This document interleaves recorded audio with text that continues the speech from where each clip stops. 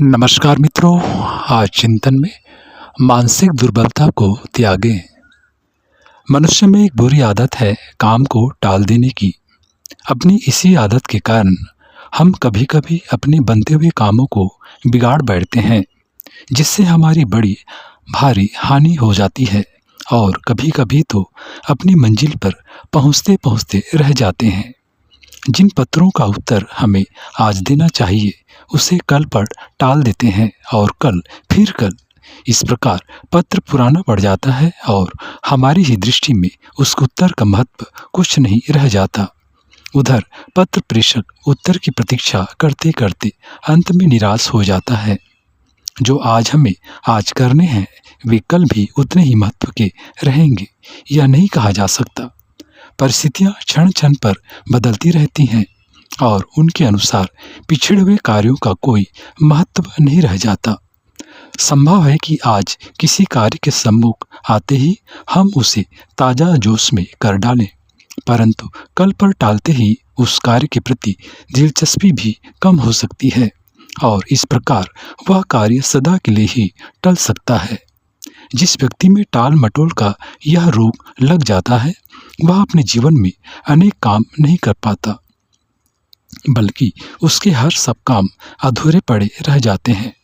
यद्यपि ऐसे लोग हर समय व्यस्त रहते दिखाई पड़ते हैं, फिर भी अपना काम पूरा नहीं कर पाते। कामों का बोझ उनके सिर पर लदा रहता है और भी उससे डरते हुए कामों को धकेलने की कोशिश करते रहते हैं। टालने की आदत वाला मनुष्य परिस्थितियों का शिकार भी हो सकता है। स्वास्थ्य का खराब होना, मस्तिष्क की निर्बलता, आर्थिक या दूसरे प्रकार की चिंता आदि के कारण भी कार्य को टालना पड़ता है। काम की अधिकता से भी कार्य शेष रह जाता है और वह दूसरे दिन को टालना पड़ता है। यह टाला हुआ कार्य यदि दूसरे दिन भी टल गया तो फिर दृष्टि से ओझल हो जाने के कारण सदा टलता जाता है। यदि आप अपने कार्य को सुव्यवस्थित ढंग से और उत्साहपूर्वक करते रहें तो कार्य का भार अधिक प्रतीत नहीं होगा। उसमें आपकी दिलचस्पी बनी रहेगी और उसके न होने से होने वाली हानि भी कम ही होगी। काम का भार अधिक दिखाई पड़ने पर एक चिड़चिड़ापन स्वभाव में आ जाता है, परंतु हाथ ही हाथ काम को पूरा करने में वैसी स्थिति कभी उत्पन्न नहीं होगी। जो व्यक्ति दूसरों का काम करने को आश्वासन दे देते हैं, वे यदि उनका काम करने में टालमटोल करते हैं तो उनके प्रति किसी की श्रद्धा नहीं रहती। ऐसे व्यक्तियों पर कभी विश्वास नहीं किया जाता और जिस व्यक्ति का विश्वास उठा उसकी प्रतिष्ठा भी समाप्त हो जाती है। आपको अपनी टाल मटोल वाली आदत को बदलना चाहिए। आपके शरीर में स्फूर्ति और मन में ताजगी रहने पर ही ऐसा होना संभव है। अतः मानसिक दुर्बलता को जीतकर मैदान में जुट जाइए।